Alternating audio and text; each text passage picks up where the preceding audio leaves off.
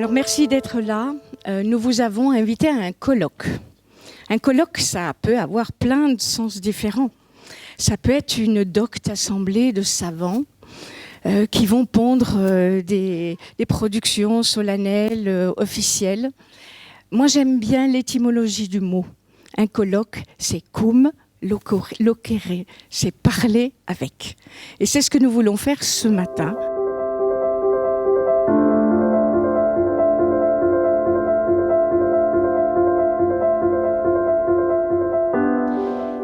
Aujourd'hui, je suis là avec mon mari et mes 4 enfants. En fait, on parle l'araméen, c'est notre langue maternelle, et l'arabe et un peu l'anglais. Et on a appris le français pour la première fois ici, en France.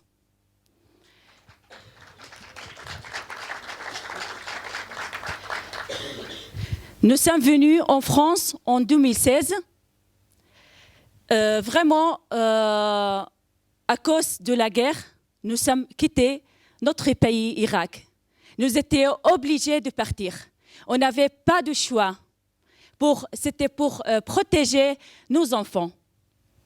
Je vais vous raconter juste une expérience personnelle. Une fois, j'étais avec ma famille pour aller visiter. On habite dans le nord et on voulait juste aller à la mer Morte, au sud. Donc, on a fait 2 heures de route. Et au bout de 2 heures, on était arrêté par un checkpoint et il nous a dit vous pouvez passer aujourd'hui, il faut revenir chez vous. Alors, ça, c'était mon cas à moi, mais il y a d'autres cas où il y a des gens qui doivent faire des opérations ou qui doivent aller faire leurs études ou qui doivent, je ne sais pas, visiter leur mère, leurs parents. Ils n'arrivent pas, ils ne savent pas s'ils passent aujourd'hui ou pas. Ce qui rend la vie on va dire étranglant en quelque sorte. Voilà. Je me présente, je m'appelle Herman Joupi, j'ai 21 ans et je viens d'Albanie. Ça fait, dans un mois, ça va faire 5 ans que je suis en France. Je suis arrivé en 2014 en France. Dans la nuit, je suis arrivé à Lyon. J'ai dormi à la gare et le lendemain, je me suis dit, le premier train qui arrive, j'y pense même pas. Et aussi, au bout de 4 ans et demi, je suis bénéficiaire d'un statut subsidiaire, enfin d'une protection subsidiaire. Ça a duré 4 ans et demi pour les avoir. C'est pas facile, hein, parce qu'on a été un peu baladé, on va dire, de partout, entre Valence, Montélimar, Romans. Et puis, j'ai aussi dormi dehors, comme tout le monde, j'imagine, comme tout nouveau arrivant.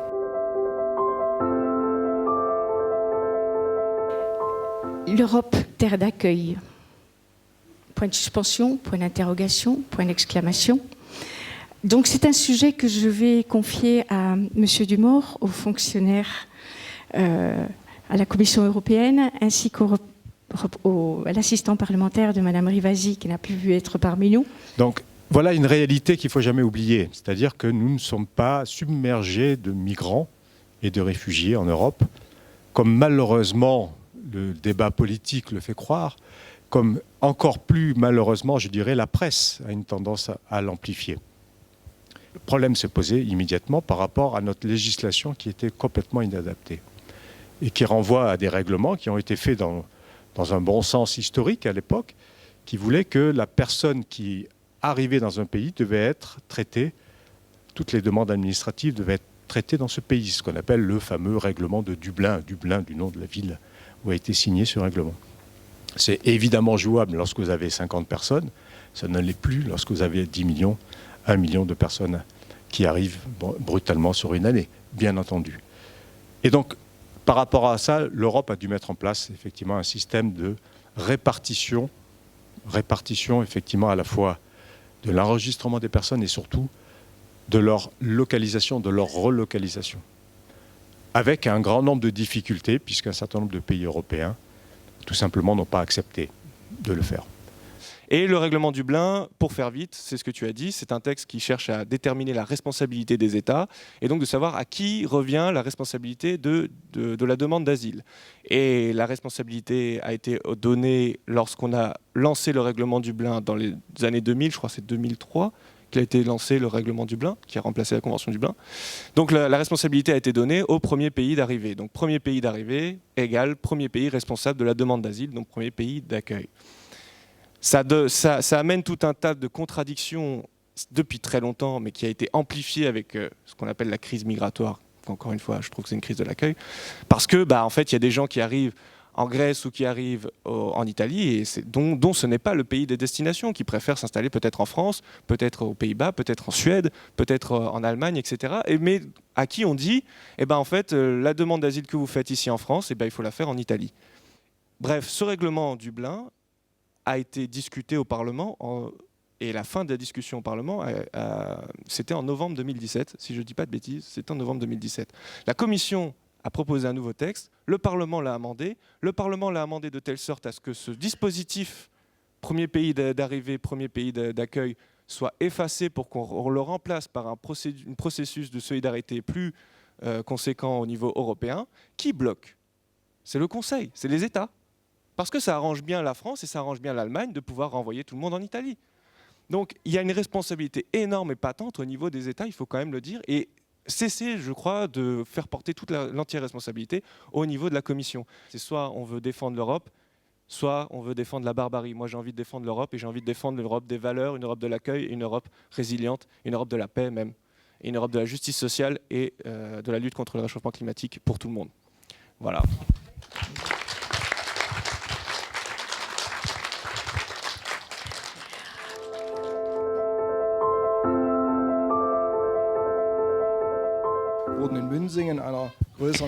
Pour les enfants plus âgés allant à l'école à Münzingen, des cours de préparation ont été mis en place afin de leur apprendre l'allemand de façon intensive.